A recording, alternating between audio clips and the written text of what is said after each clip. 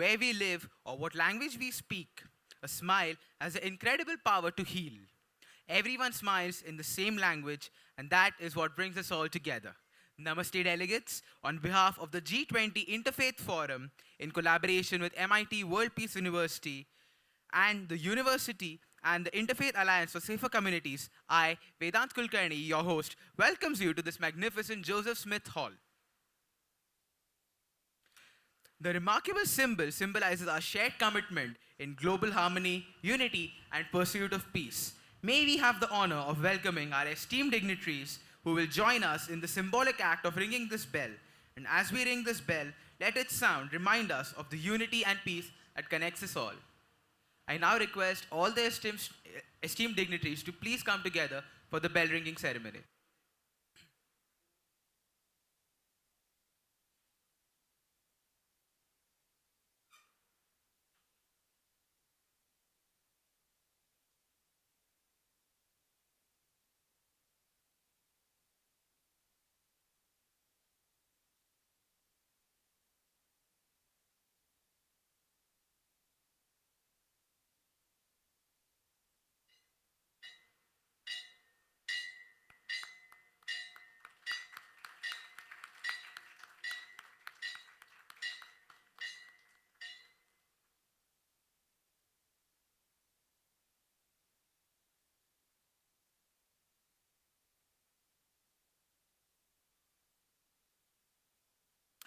Thank you so much, our esteemed dignitaries. Now, I would like to request the technical team to please play the theme video regarding our climate change topic for today.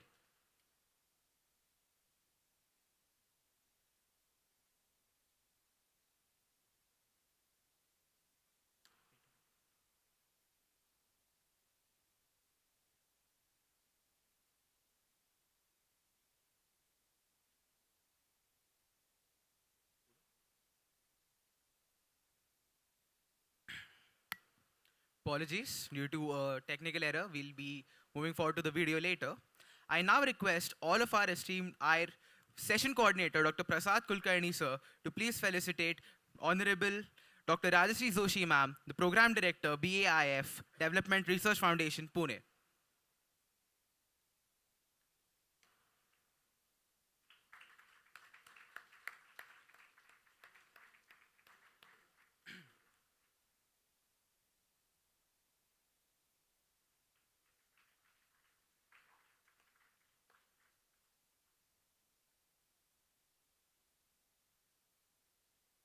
Thank you, sir.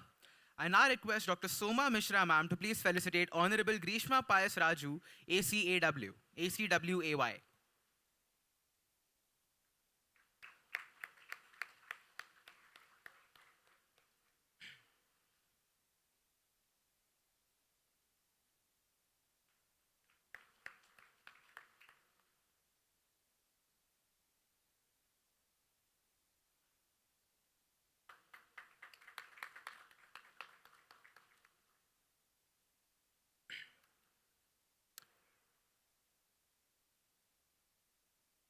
Thank you so much, ma'am. I now request Dr. Prasad Kulkarni to please felicitate Ambassador of Peace, Acharya Dr. Lokesh Muniji, founder of President of Ahimsa Vishwa Bharati, New Delhi.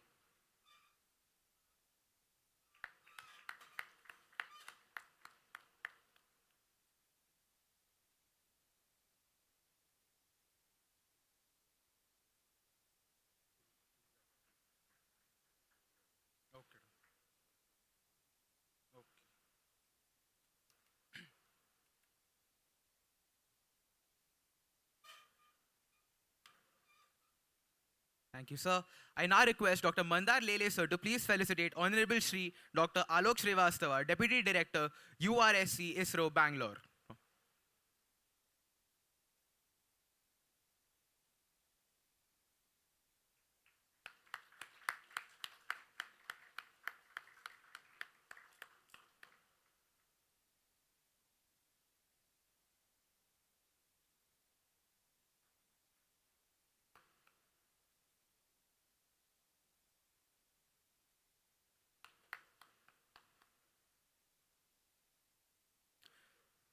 Thank you, sir.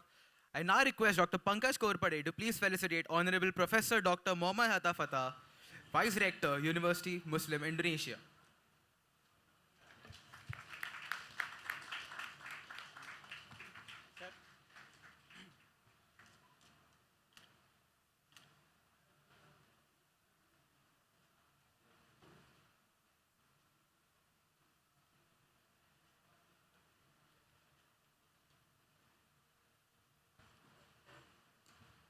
I now request Dr. Pankaj Gorpade to please felicitate Professor Dr. Mallikarjun Joshi, former Director, Science and Professor, Banaras Hindu University, Varanasi.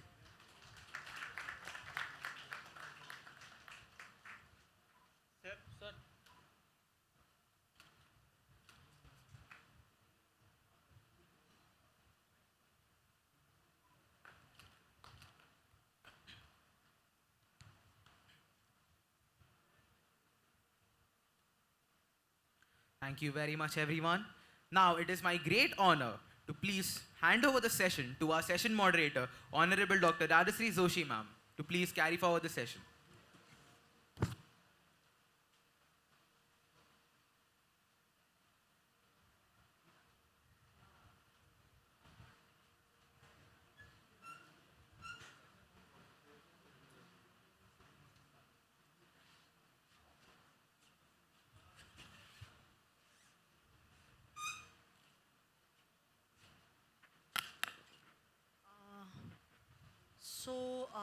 Very good morning all, and welcome you all for this breakout session on the theme of climate change. And sir, actually, maybe I can sit there, this one. Should I go there or from here it's okay? You will have to turn, it's okay, I think. Yeah, okay. So maybe the context setting I can do from here and I will go to my place then.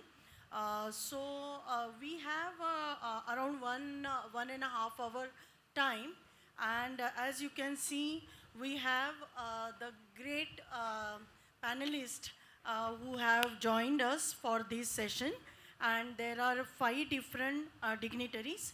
They are spiritual leaders, scientists, and experts in their own field, and they have expertise and experience related to climate change. And we are really fortunate to listen to them today. My request is, since there are 5 panelists, each one of you will be given 10 minutes, sir. And Reshma, so that was Grishma, that was your question. So I'm sure you will be able to optimize time. And then we will have synthesis and question answer session. So that is how the flow of our discussion will be. And now moving forward to our theme, during the plenary session, we heard the dignitaries and speaking about the central theme of this G20 summit.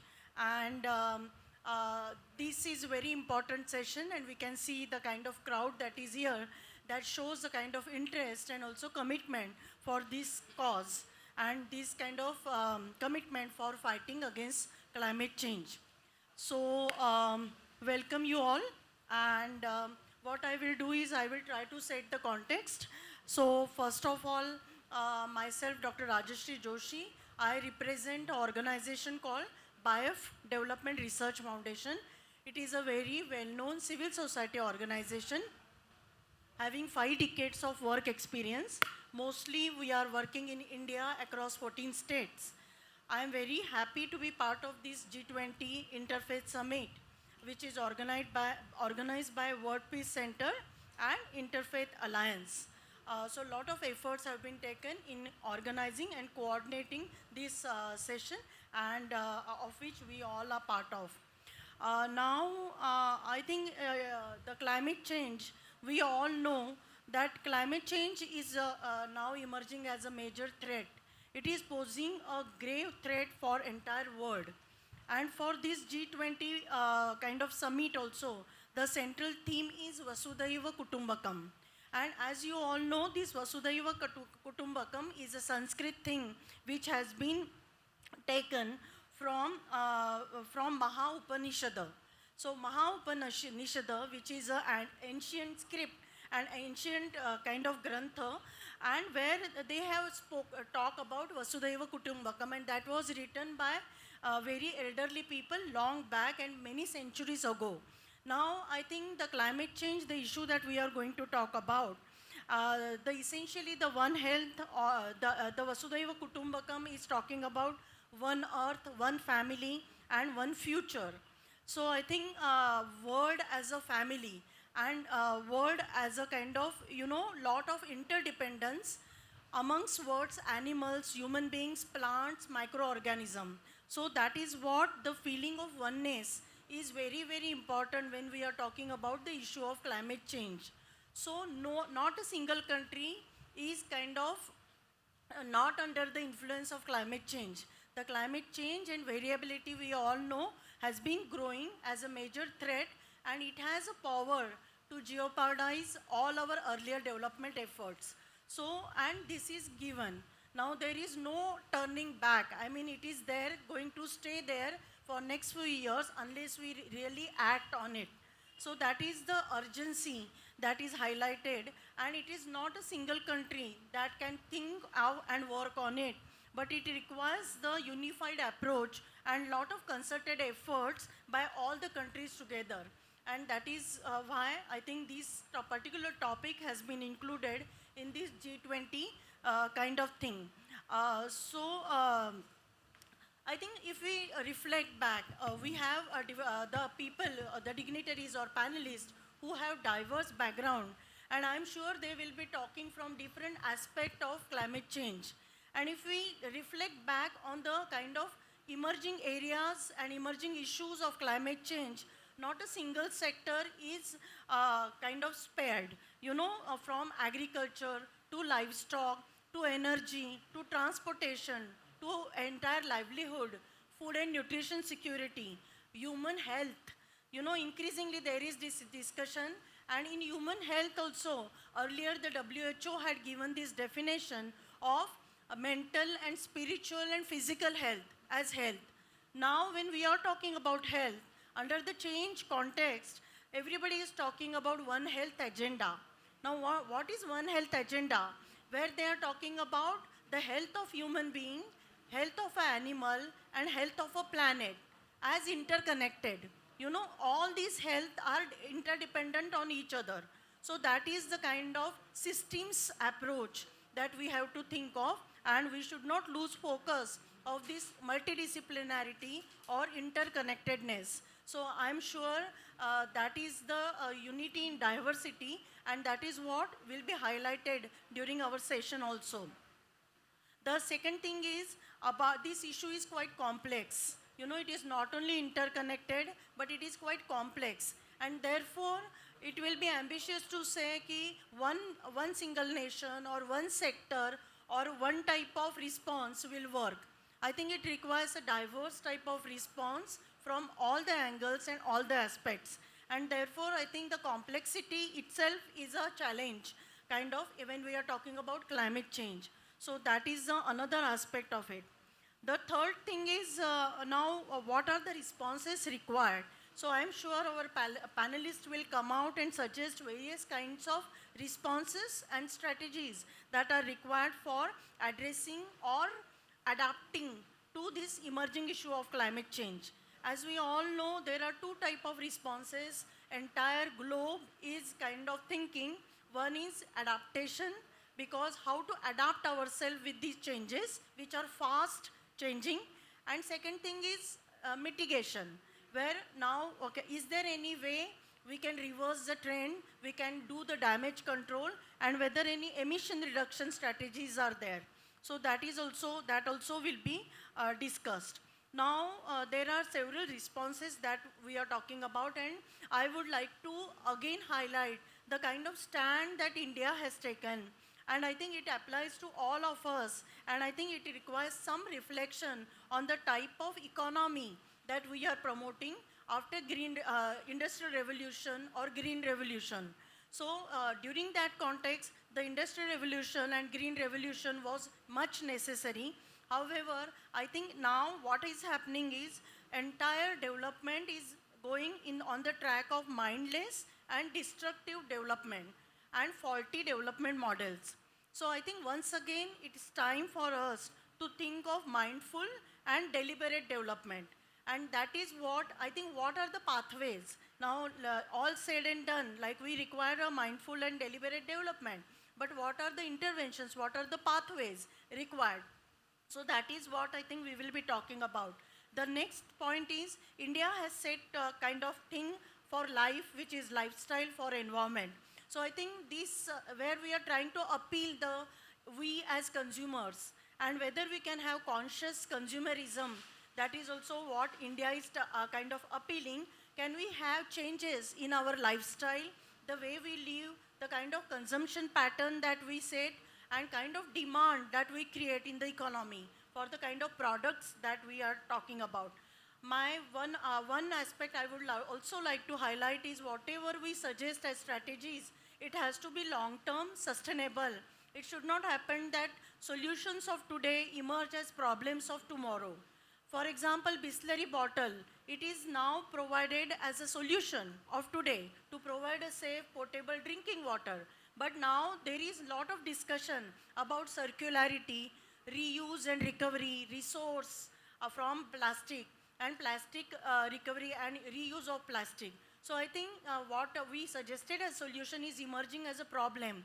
So it should not happen that we take that narrow view or short-term view. Whatever we want to suggest has to be long-term and sustainable. So I would like to just take 1 or 2 minutes more. I would like to talk about the kind of climate change adaptation efforts that my organization has been taking. And as we say, it has to be addressed from different angles. So what I think there are aspects of circularity. So in circularity, I think they are talking, it is necessary that circularity needs to be adopted in our business processes. Can we reduce the kind of cost? Can we reduce the cost? There are efforts for One Health, circularity.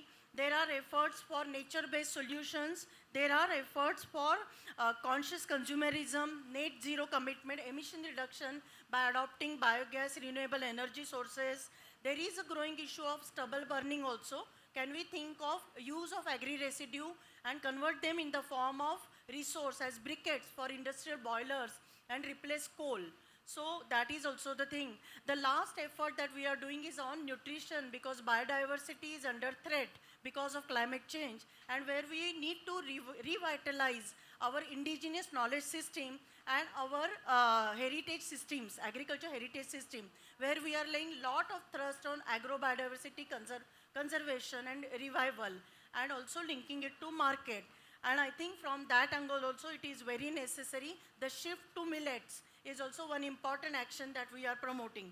So I will stop here, and I know we all are very eager to listen to our panelists, and I'm sure they will bring lot of input to this discussion, and later on we will try to synthesize it.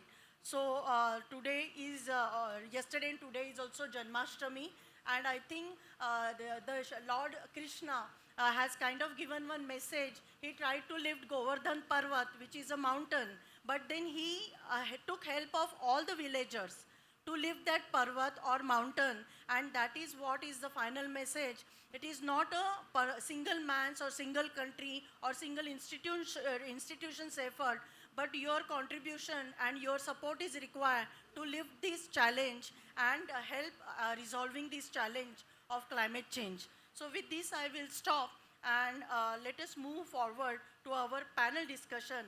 And I would request the first speaker, Honorable Greshma Raju, to come on dais and share her views. So over to you, Reshma ji. Thank you. Thank you, ma'am. And hi, everyone. So it's a great time today with you all. And we are going to discuss about a very serious topic on climate change. And I really wanted to focus on faith-based actors and climate action. So with all of your permission, I would like to do a 1-minute challenge, if you are okay with that. This is especially for our students. So this is a 1-minute challenge, and how I would like to know, like in 1 minute, how many claps we can do, like in 1 minute. Any guess? Please, I need response. Then we can go to the 50, 100. Okay, depends on individual. So let's try in 1 minute. Okay, time starts now. Please clap your hands. And please count also how many claps.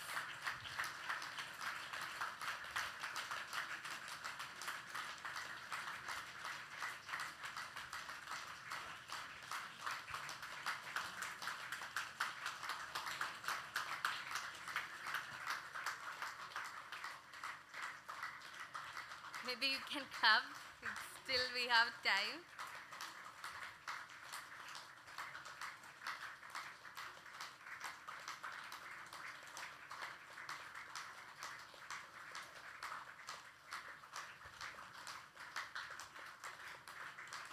Okay, let's stop. And how many claps? 108? 112? Oh, 157? Yeah, so we, like what you understand from this? Initially you said like we will do 50 claps in 1 minute. Yeah, exactly. We are more capable.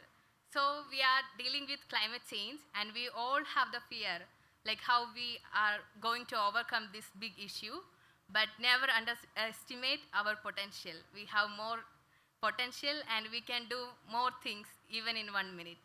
So let's start talking about climate change and also about the climate action and role of youth in faith and climate action.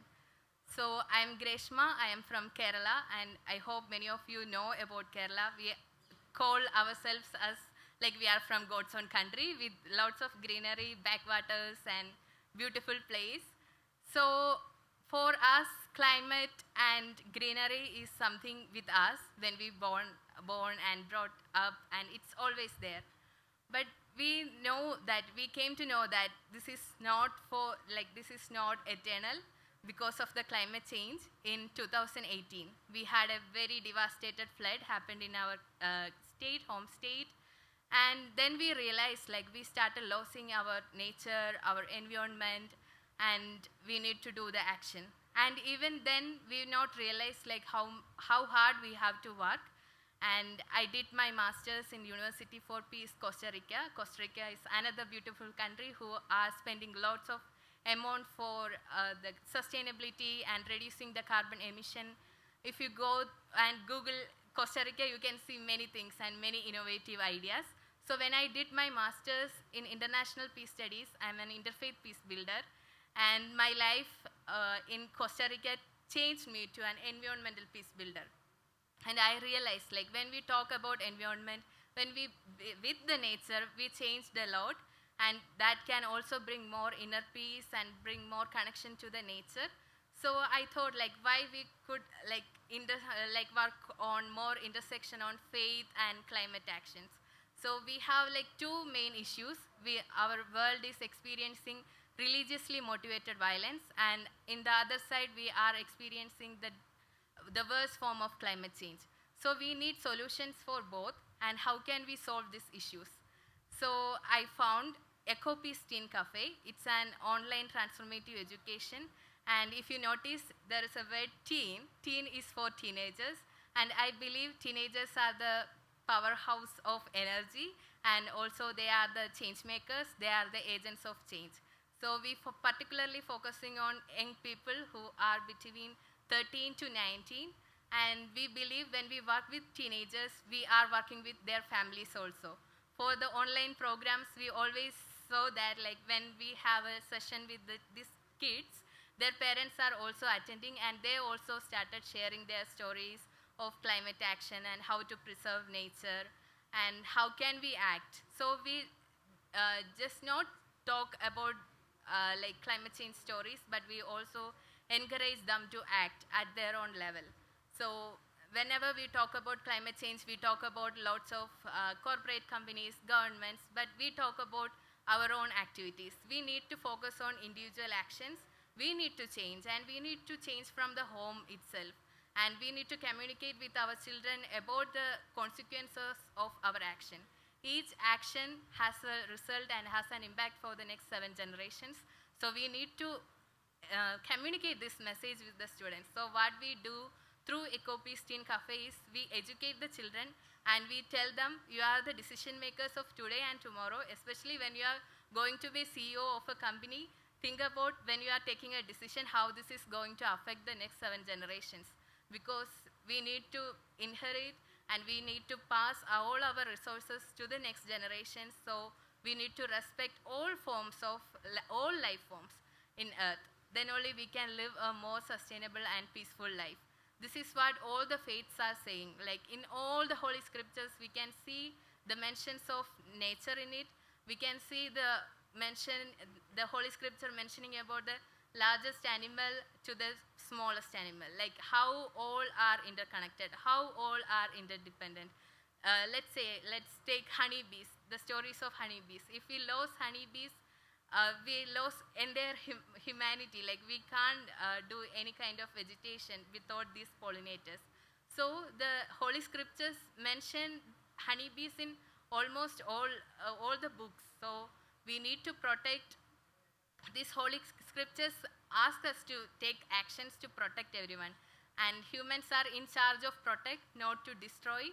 So we all need to come together to protect our earth. And we need all to brainstorm on how we can act. And if we can plant a tree, we call it as plant a peace tree. So we ask the children, and now I would like to ask you also, like plant a peace tree at your home or your workplace, and not just plant, like go to it and water it and observe the growth and see the birds and insects comes to the tree and try to take a time to talk to it. And dear students, please start writing a reflection diary also, like with your peace tree. So that will help you to connect with the nature more, and that will help you to connect with your inner self more, and you will create more inner peace, and you will create more interpersonal peace, and you will create more community peace, and this community peace brings national peace, and national peace means it's a global peace. So let's begin the journey of transformation, journey of peace from your inner self and work with the nature. And we need more interfaith environmental peace builder for bringing up lots of actions together. And also in the schedule they were mentioning about indigenous people. So I really recommend to go through the indigenous knowledge on how to conserve nature. And when we talk, like especially in India, when we talk about indigenous community, we see some kind of vulnerable communities. They are like, we sometimes treat them as vulnerable communities, but I would like to say that they are the strongest, they are the wisdom carriers. So learn more from the indigenous communities, and we also talk with the children to go and check how the local indigenous communities protect earth, protect nature, and what are their methods to water conservation. So try to learn that there are like multiple indigenous communities are there. We need their wisdom, and we need to learn, and we need to practice. Then we can find the solutions. And I always wanted to share the hope. There are fears, and we know we always live in fears of climate change and floods. But my dear friends, please take away your fears. We need hope. And in early 90s, there is a Breadline Commission which talks about the ethical guideline for sustainable development. And Earth Charter comes out a result of Breadline Commission, and I'm using Earth Charter as a guideline for my work. And it shares that the real hope, and it shares that all life forms are interconnected. We need to celebrate the diversities. We need to accept the differences and work for a common future, common hope for all. So let's work together. Let's work for a more peaceful, sustainable, just, and equal world. Thank you.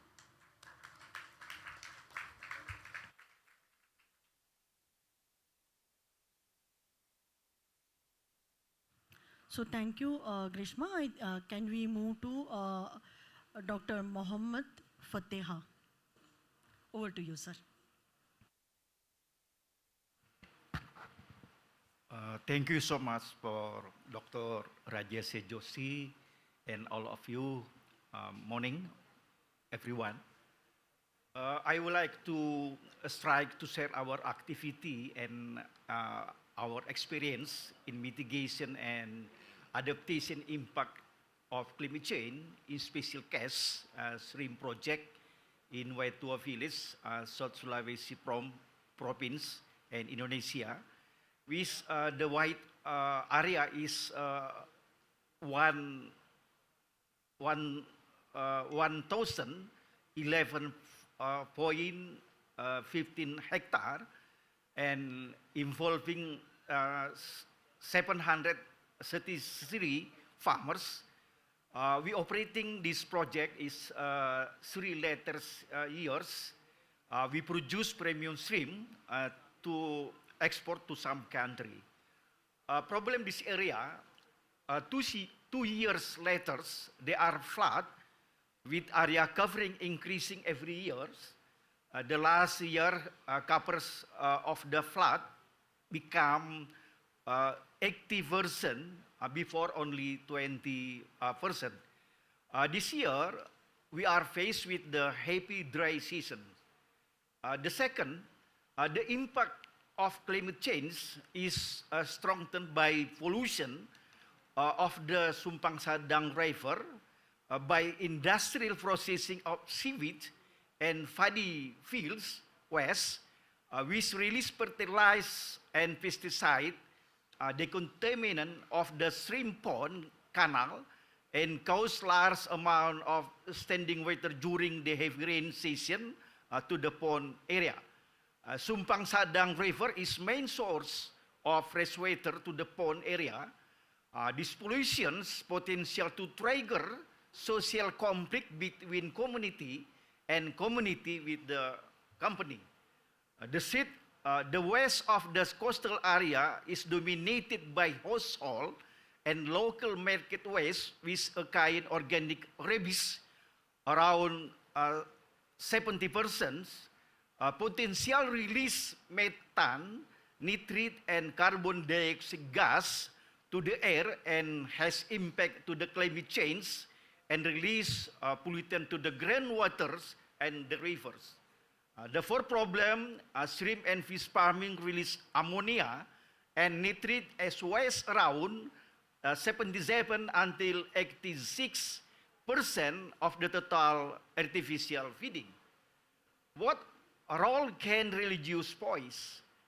According to our practical experience in this project, we have been educated and build public awareness to the student and community, especially the shrimp farmer, to embedded Islam characters, which including 4 pillars. The first is character value to God, character value to human, third is character value to nature, and the last is character value to self. Our recommendation to brief policy special case for shrimp farming are several points for mitigation and adaptation impact of climate change. Let me start with the mitigation approach. The first, for mitigation, we are promote education and build public awareness for environmental conservation with implemented good aquaculture practice, implementing eco-shrimp approach, and replacing using artificial feed with natural feed, using best quality of feed, and operating electronic feeding supply. The second, recycling organic rubbish with using black soldier fly. In Indonesia, we call it maggot. Black soldier fly is kind of insect or fly. According to our research, 2 years later, black soldier fly conversion totality 100% rubbish to produce larvae with combination with Pronima is kind endemic organism to potential using as the best quality protein for feed or shrimp fish. For adaptation, there are 6 points. Rehabilitation of pond canal to increase in water supply capacity to pond and accommodation large pool of water during the heavy raining season with government support. Second, rehabilitation of the Baranai watershed. Baranai is name of the river, and replacement of the function of Sumpang Sadang River as the main source of fresh water, which sometimes contaminated with waste from the seaweed processing industry. The water flow from the Sadang River, which connected with the Baranai River, was built with a control system in the form of dikes and a number of water gates to protect the pond area from waste and pollution. The seed development new pond models with preparation reservoir in the pond area to accommodate large fall of water during the heavy rainy season and supply large water to pond area mainly in heavy dry season like this year. Therefore, develop automated water recirculation system in the pond to controlling of stability water quality in the real-time system. The five, development community participation in the philanthropy or charity activity by young youth village for serve black tiger shrimp of Indonesia and reforestation mangrove forest or conservation of coastal area. The last is changing fossil energy to operating water pump in the pond with clean energy. In this case, we're using solar panel. The last, the summary, interfaith between religions, science and technology, education and community empowerment is very urgent in mitigation and adaptation climate change, especially in shrimp and fish farming.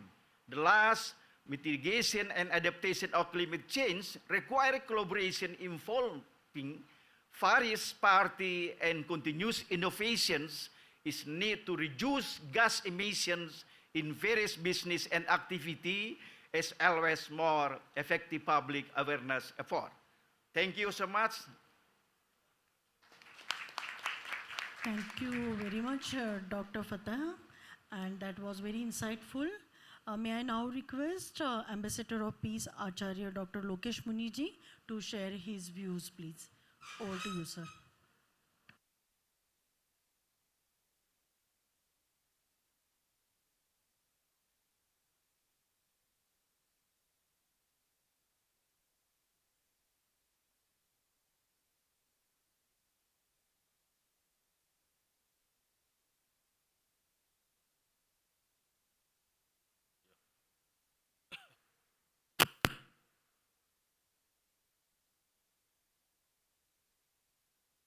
First of all, my humble greeting to the G20 Interfaith Summit delegation,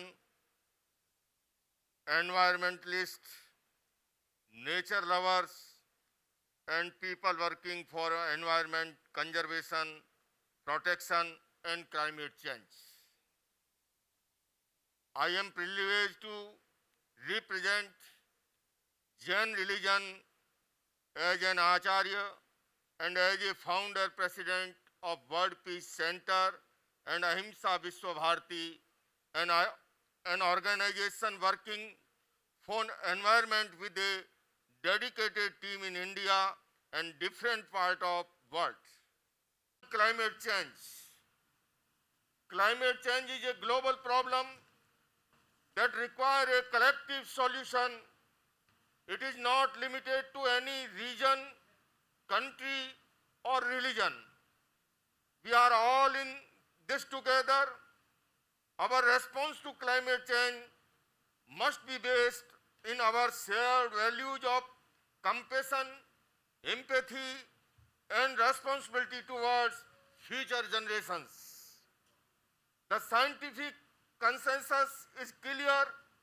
Climate change is happening, and it is primarily caused by human activity.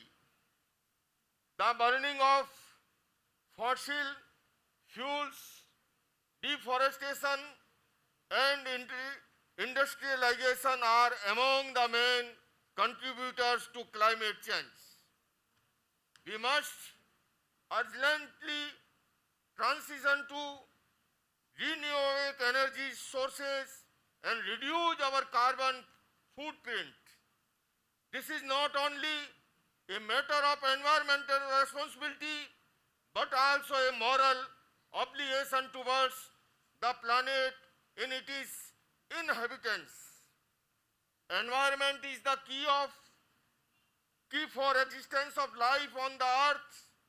Without it, there can be no life on earth. To have a healthy life, we need fresh air, clean water, and surrounding.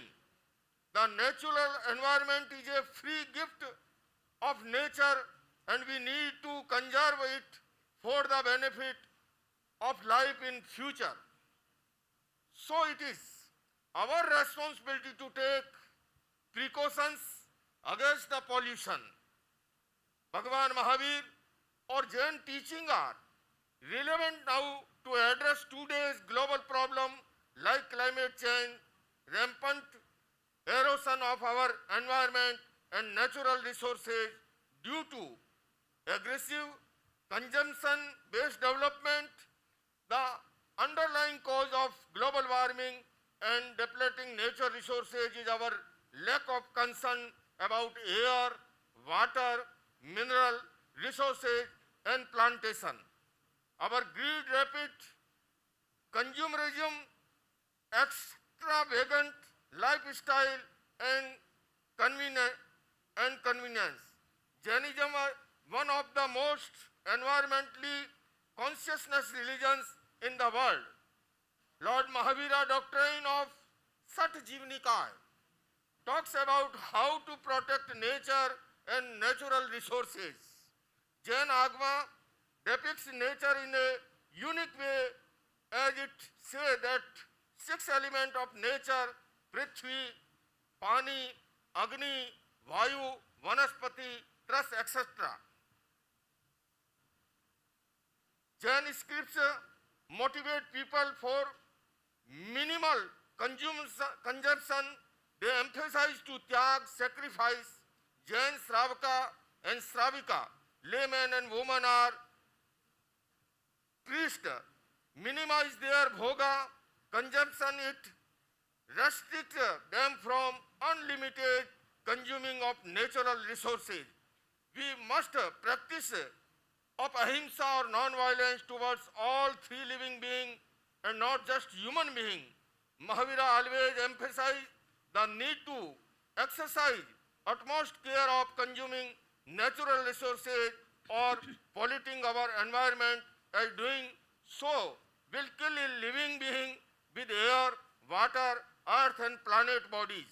Indeed, for our survival, we need to use these, and hence Mahavira talk of minimum use of such resources by adopting the attitude of carefulness, samiti and self-restraint, sanyam, gupti. Limited resources cannot fulfill unlimited desires. As people of faith, we have a unique role of play in the addressing climate change. Our spiritual traditions have always emphasized the interconnectedness of all life form and the importance of stewardship towards the environment. It is time to put these values into action and work towards a sustainable future of all. I call upon all the religious leaders and communities to take the lead in this interfaith call to action in climate change. We must work together to raise awareness about the urgent need to address climate change and mobilize our respective communities towards sustainable practices. This includes the reducing our carbon footprint, conserving water, protecting biodiversity and promoting sustainable agriculture. As Mahatma Gandhi said, be the change you wish to see in the world. We must lead by example and demonstrate the sustainable living is not only possible but also desirable. It is our duty to future generations to leave behind a planet that it is habitable and sustainable. In consciousness, I agree, urge all of us to come together as one community of faith and take concerned step towards mitigating the impact of climate change. Let us be the change that we wish to see in the world and work together a sustainable future of all. Last मैं आप सबसे यही निवेदन करना चाहूंगा, आज जलवायु परिवर्तन, ग्लोबल वार्मिंग, क्लाइमेट चेंज एक ऐसी चुनौती समूची मानव जाति के सामने आ खड़ी हुई है और अब हमारे पास बहुत अधिक समय नहीं है। जिस तेजी के साथ हम देख रहे हैं पृथ्वी का तापमान बढ़ रहा है, ग्लेशियर्स पिघल रहे हैं, ओजोन के छतरी का छेद वृद्ध होता जा रहा है, ऐसे समय के अंदर अगर हम साथ आकर के इस प्रकार की कार्य योजना के साथ आगे नहीं बढ़ते हैं तो हम अपनी भावी पीढ़ी के साथ न्याय नहीं कर सकेंगे। इसलिए बंधुओं और बहनों, मेरा सबसे निवेदन ये है कि हम केवल ये ना सोचें कि ये विषय बड़े बड़े राष्ट्राध्यक्षों के या बड़े बड़े लोगों के चिंतन का विषय है। मैं समझता हूँ G20 इंटरफेस समिट के इस मंच से मैं अपील करना चाहता हूँ देश और दुनिया के हर नागरिक को कि हम जिस धरातल पर खड़े हैं, हम अपनी ओर से इसके लिए क्या कर सकते हैं, मेरा क्या योगदान हो सकता है। हम अधिकारों की तरह अपने कर्तव्य पर इस पर ध्यान देंगे तो निश्चित रूप से हम आने वाले समय में अपने उद्देश्य को हासिल कर सकते हैं। मैं पुनः ये निवेदन भी करना चाहूंगा, हमारे महापुरुष, चाहे सनातन परंपरा हो, चाहे जैन परंपरा हो, चाहे सिख और बौद्ध परंपरा हो, सबने पर्यावरण पर बल दिया क्योंकि वो ये जानते थे पदार्थ सीमित हैं, इच्छाएं असीम हैं। सीमित पदार्थ असीम इच्छाओं की पूर्ति नहीं कर सकते।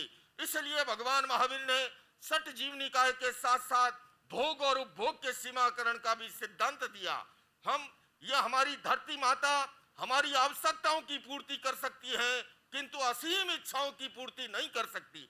इसलिए हमें अपनी लाइफ स्टाइल को, हमें अपनी जीवन शैली को इको फ्रेंडली जीवन शैली बनाने की ओर अग्रसर होना होगा और ऐसा हम करते हैं तो हमारी ओर से इस समस्या के समाधान में ये योगदान होगा।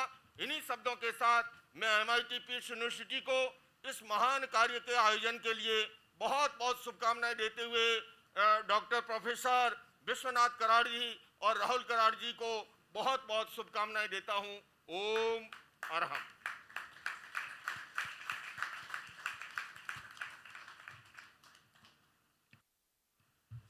Excellent, Muniji. It was really, we are all speechless actually, sir.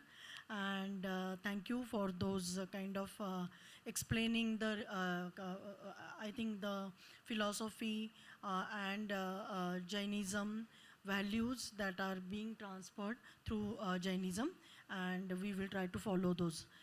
So moving onwards, I would now request Honorable Professor Dr. Mallikarjun Joshi, former Director, Science and Professor, Banaras Hindu University, Varanasi.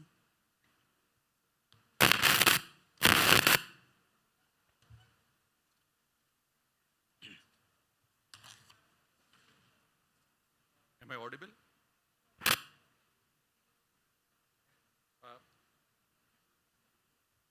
Thank you very much, Dr. Rashri Joshi ji, the moderator.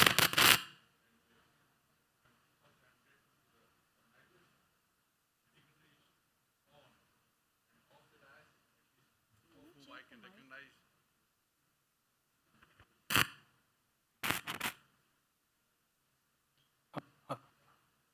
Hello. Hello. This will be very difficult.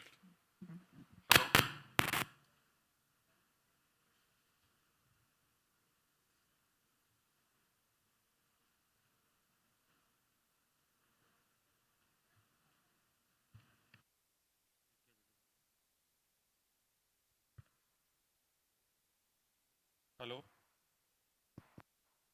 Hello.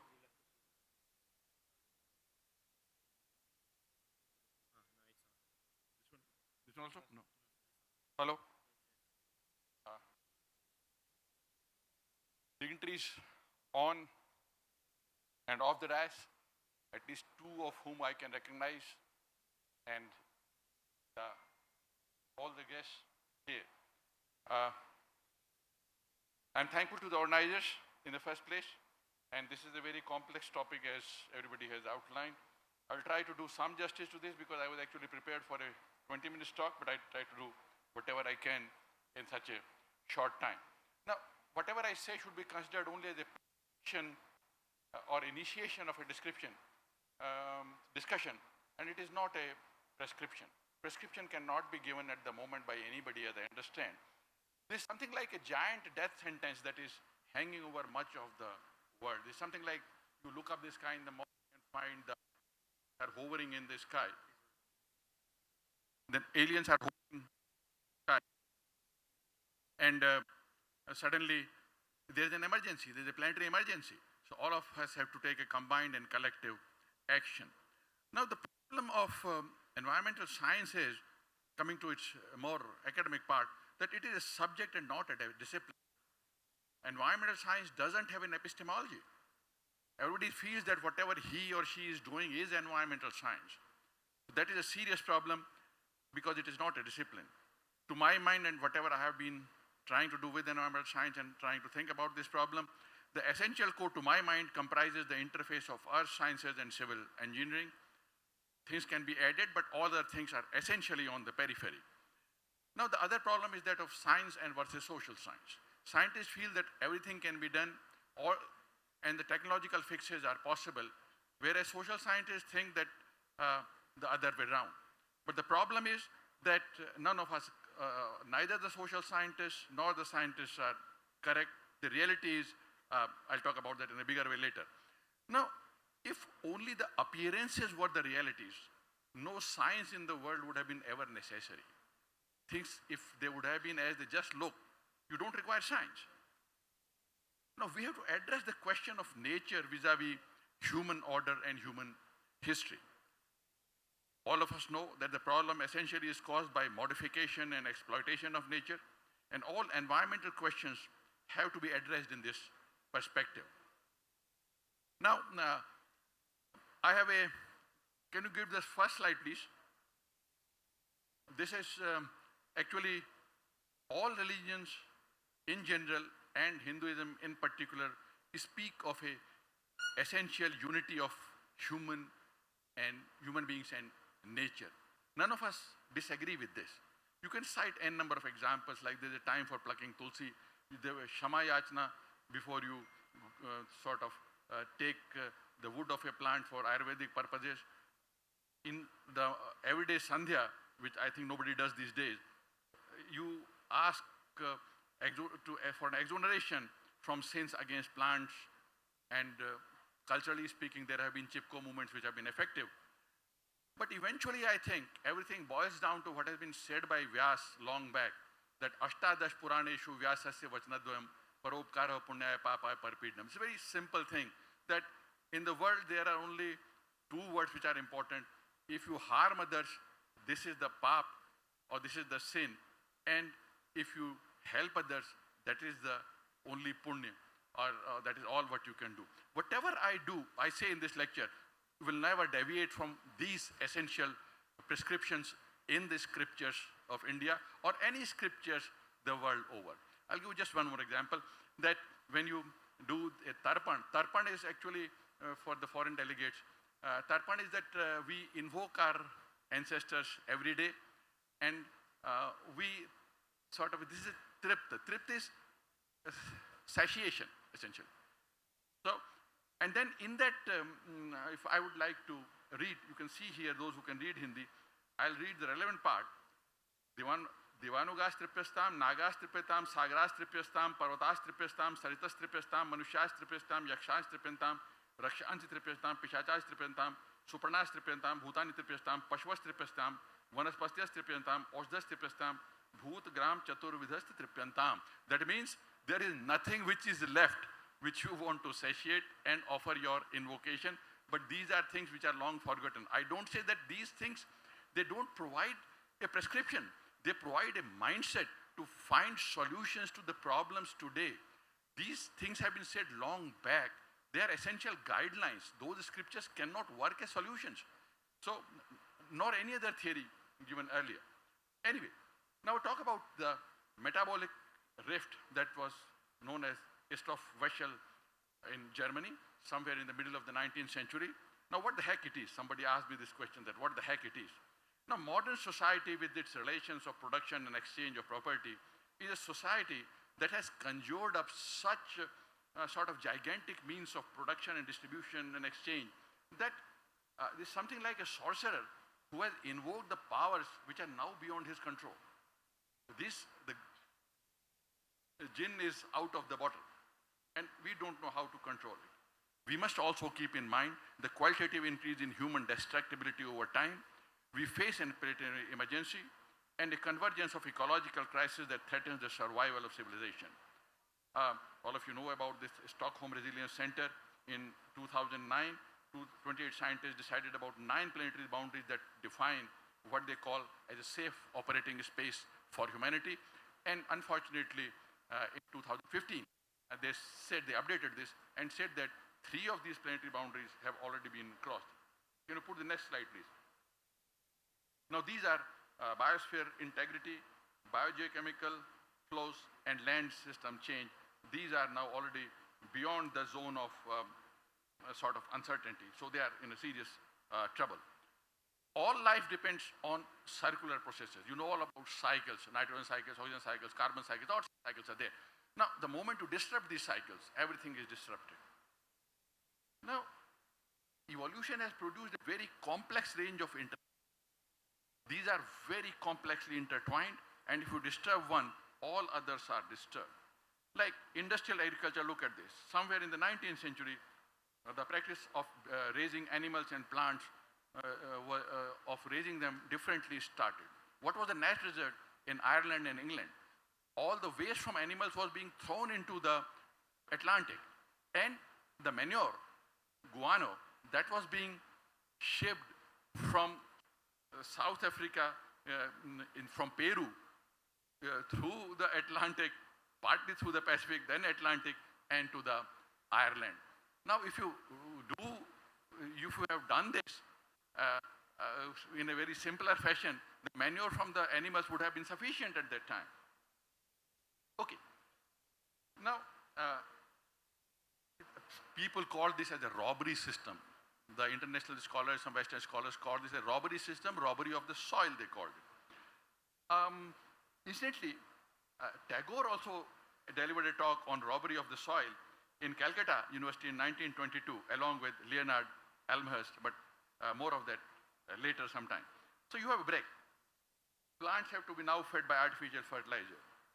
The present business corporate class and the technology they implement wants to appropriate, exploit, and devour natural and human resources at any cost if monetarily profitable. Capital wants profit at any cost, and any means any. Madam, please interrupt me whenever you have only 2 or 3 minutes left. No, sir. Actually, it would be better if you could summarize now in next 5 minutes. Okay, I'll try my with so little time, it's very difficult to do any justice. Now, research irresistibly leads to the conclusion that modest reforms and policy shift and efforts at individual levels, though they are helpful, they may sort of satisfy you, but they will not work internationally because you are not the real polluter. That is very, very important.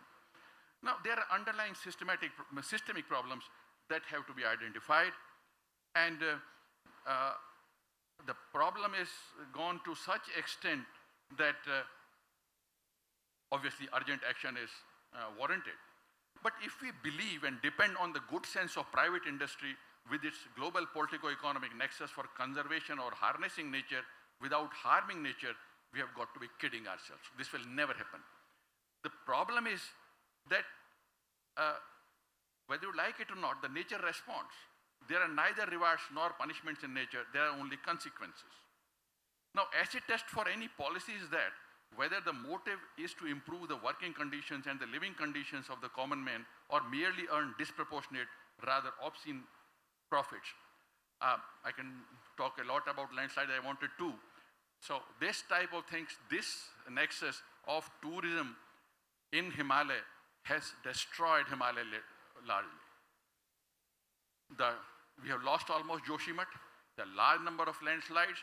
For every 2 kilometers of roads, almost one landslide is there in the Himalaya. This is due to the unscientific technological development, which has been warranted by exceptional demands of the tourism industry, which does not profit the locals. Remember this. Okay. Now there are all sorts of things which can be said, but then cutting the long story short. Yes, a brutal outcome of technogenic activities was witnessed recently in the beginning of this year, January 23, where Joshimath region underwent a large-scale subsidence of about 6 centimeters in a span of about 12 days. And the ISRO scientists are there, they would vouch for me that this happened. And a worse thing happened, that this report, which was there, I downloaded it quickly from the internet, and then it disappeared from the internet because of a government dictate. And the order also I have, but I don't have time to show this. So what happened that instead of rectifying the problems, the news itself was removed. Now, again, Sir, last 2 minutes, please. Yes, I'll summarize very, very quickly. See, now see, at least without one example, I cannot finish. Look at Godda in Jharkhand. There a power plant is being built, for which coal will be imported from Australia. Electricity would go to Bangladesh, and what you get in the process between the industry and society, there is a very equal distribution. Industry gets all the clean money, and all the unclean pollution comes to the 99.99% of population. So essentially the practice has been now globally is privatization of profit and socialization of loss. This has to be very seriously looked into. There are all sorts of issues, but then it's almost coming to the end. See, all these examples are essentially examples of accumulation by dispossession. Possessing the local people of their land and accumulating obscene amounts of money at the other end. Coming to the pollution part, 1% of global population caused 23% growth in carbon emissions from 1999 to 2019, and bottom half caused only 16%. This is by Lucas Chancel, to 2022, Nature Sustainability. Now, no one expects the worst polluters to keep their promises on emissions. You should not believe themselves, because they don't believe themselves either. The people have to cultivate a scientific temper. Scientists, many of the scientists even can't define scientific temper in Indian universities, very unfortunately. If you ask them to define scientific temper, sensu stricto, they can't do it. With this mindset, neither the teachers nor the students' abstraction becomes almost an impossibility. Now the takeaways are degrowth, as Swamiji said very rightly. Degrowth doesn't mean degrowth in all sectors. Degrowth means growth in some sectors and degrowth in unnecessary sectors. We have to stop wasting energy, tax carbon, free public transport, quit buying unnecessarily, Swamiji pointed this, protest and rebel in smart ways to change the system. Sir, can I request you to please summarize coming to now? the end. Yeah. Now, a rethink on the existing model of production distribution, and in place of ecocidal capitalism, a better world is possible. Thank you. Thank you very much, sir. Thank you so much. There is so much to say, but so little time. Thank you so much. Thank you very much, sir. And now moving towards the last part of our session, we heard academicians, we heard religious leaders, gurus, Jain Munijis, we heard motivator and youth idol. And now we all know, we have heard Dr. Alok Srivastava in a plenary. But in this breakout session, we have a lot of expectations, sir, from your side, because I think under the changing context, earth sciences, satellites, and the kind of data that you people work, what is the kind of hope that we can have from scientist side, especially from ISRO scientists, sir. So over to you, Dr. Alok. Thanks a lot, Joshi ma'am. Thanks to all the panelists. I know that I am the last person. I know the time is too short. And being a space science student, I'll work on countdown basis. So I'll not take more than 5 to 6 minutes at any cost. Thank you very much for giving me this opportunity and raising this burning issue for the society, and more befitting slogan, if we just look the slogan of G20 summit, one earth, one family and one future. The same scenario was there past centuries. It was same one earth. I don't think we have assumed ourselves to be same family, and I don't think we have assumed that future can be so drastically changed, but it has changed. Now how to believe that? How do you say that? Who told you that drastic change is happening? And look at it. Slowly, if I go pocket by pocket on the earth, then we can say because weather is changing, continuously there is a change in that upper temperature, so we will say that yes, there is a global warming. But actually what is happening is a climate change. We shouldn't use the climate change and global warming interchangeably, because ultimate, in a much bigger sense, this climate change is a much bigger problem. Now let's look at it, what ISRO or what space agency can do. Is it being done for the first time? No, from more than 50-60 years, the space scientists, space engineers, they realize the problem, and from space, deep space, what we can do is we can only monitor the change. But the mitigation lies in our hand here, sitting on the earth. So what has happened basically is there are certain parameters which has been defined to monitor is, for example, aerosols, for example, relative humidity parameters, for example, temperature, for example, the parameters which continuously getting altered from one pocket to another, wind speed, the cloud movement, all this is continuously being monitored for more than 150 satellites at any given moment of time globally. So it is not that first time this is happening. If I just look at it, when the satellites was being formed, from all three portfolios, that is the LEO, that is the low Earth orbit, medium Earth orbit, and from the geo orbit, that is the almost 35,786 kilometer from this altitude. Because from that altitude, continuously you will be monitoring same point every day, every moment. That is the benefit. But if the low Earth orbit, we will be monitoring one spot today, but next moment after 1.5 hours, you will be moving to the next spot. So it is the need of the hour that this kind of forum, this kind of platform, scientists and environmentalists, they should raise their voice and ask space agencies, typically like ISRO, to build the satellite for such kind of monitoring and give us the feedback. So I recommend that from the past generation, at least from my 2 generation back, whatever spoil we have done for the earth, we have done enough. Now it is time to do the mitigation, it is time to do the improvement, and if we miss this bus, I think it will be point of no return, and we will be only cutting sorry figure from the coming generation. And I very strongly believe, I am very positive in my attitude and behavior. I feel that what this community and what ISRO can give to these things to environmentalists and to country in terms of the climate changes, continuously monitoring, raise the alert and do the mitigation. And I believe that you have all that. वाकिफ कहाँ जमाना है तुम्हारी उड़ान से, वो और होंगे थक गए जो आसमान से. Thank you. Wonderful, sir.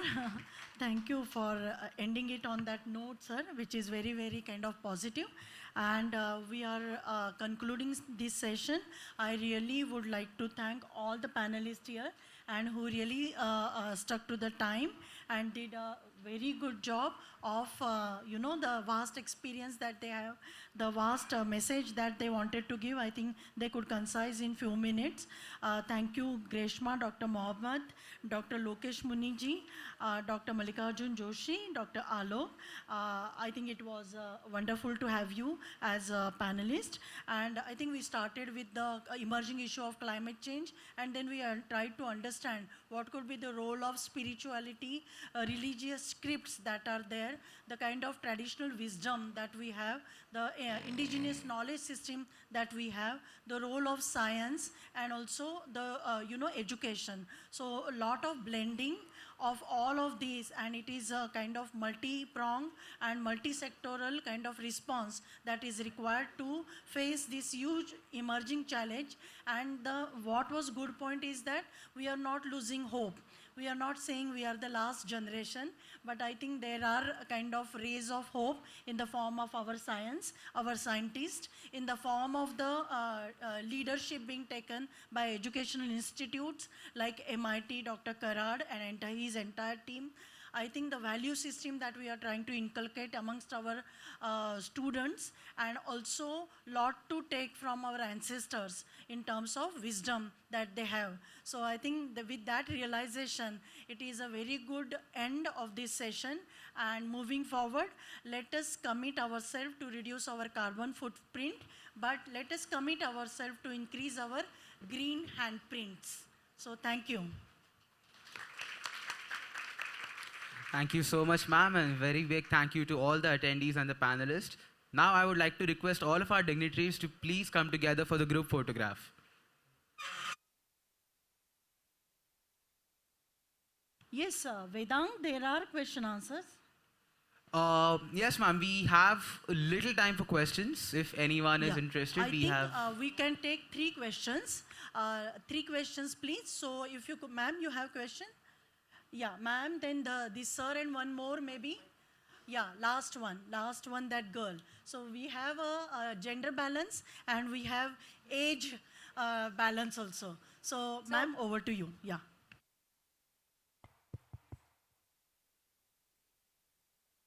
So, thank you, panelists. All your discussions were wonderful. I really like the blend of science and spirituality that came on this dais. So my question is for ISRO. As an educator and as an alumni of this vast institute, MIT, I'd like to say that how can we have alumni internships or alumni body coming to, actually for everyone who can come for an internship and study about your organization? आलोक जी से प्रश्न कर रहा हूं कि जब चंद्रयान धरती पे चांद पे जिस दिन उतर रहा था, पहले दिन कितना तनाव था, आखिरी घंटे कितना तनाव था, और उसे निजात कैसे पाते थे, ये भी साथ ही साथ बता दें. Anyway, time बहुत कम है, मैं ज़्यादा टाइम नहीं लूँगा, and I'll not talk here and there. I'll directly answer one by one. First, ma'am's question, I think directly on ISRO's website, there is a portal, there is a menu through which you can apply for the internship. Across the country, more than 300 seats are available, but more than 15,000 candidates are applying every year. So I think we need to do first come, first serve. So last time also a very close friend of mine wanted to do that, but ISRO, you know, no difference, no biasing, first come, first serve, you apply, you get it. Okay, that's the one answer. I hope I could answer, ma'am. Yeah, you are most welcome. Any moment you can write to ISRO, I can share with you the mail. You can write it, any moment you can visit it. Right now there are 3 satellites, more befitting about the NASA-ISRO joint venture. Very shortly you will listen in first quarter of 2024 about the NISAR satellite, which has got synthetic aperture radar SAR, for which we will be utilizing continuously for monitoring the atmospheric parameters for the climate change and weather forecasting. So it's already going on, building, and NASA team is already here, ISRO team is working with them. So you can most welcome, ma'am. Asking sir's question, अभी थक के बैठ न हम सफ़र न अभी से रात का जिक्र कर, अभी दिन है अपनी गिरफ्त में, अभी रोशनी है फिजाओं में. So very, very important, till we landed, we did not have any problem. And as we were going rough braking, attitude hold, path braking towards the landing and power descent, till that step was going on, I covered live on Doordarshan and TV on Chandrayaan 2 also. That time I was really tensed. This time I was not tensed. The reason was, this time design was totally reversed. We were prepared to attend any failure. Last time our design was towards success. This time design was to attend the failure. Thank you.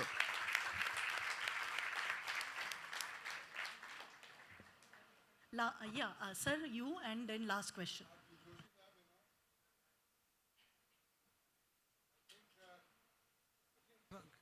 We have come a long way, from Stockholm conference to Kyoto, then to Paris.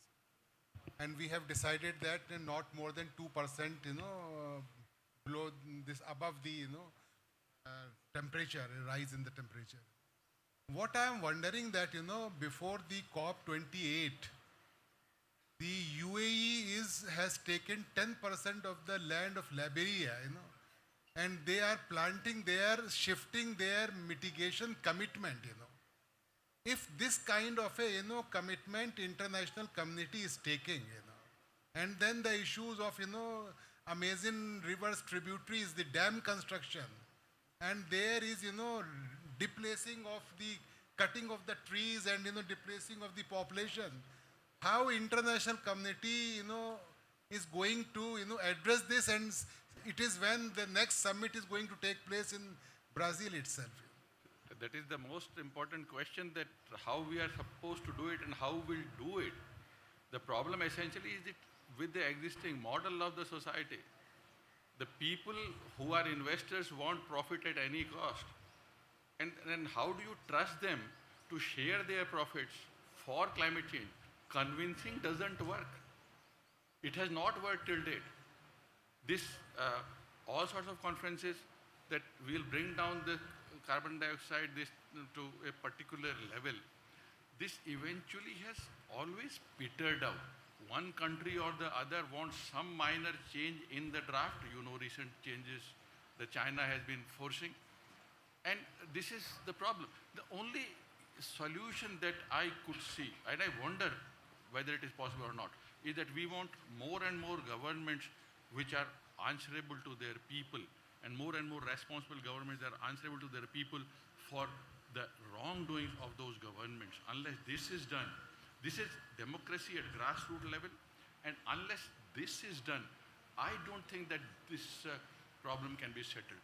Our greatest error in which the scientists, including, because I come from that community, have persisted, is that technological fixes are possible. There are many places where technology fixes are possible. There are large number of places where technological fixes are really impossible. How do you work on a technological fix between the contradiction between capital and environment? So people have a saying, or you must have heard about this, the person who believes, and this is again taking a cue from Swamiji, that a person who believes in unlimited growth with limited resources is either mad or is an economist. Everybody wants 3% growth, 5% growth, 7% growth. Where does it lead to? From where does the growth come? Sir, thank you. I would request you to take offline, but that was brilliant answer, I think.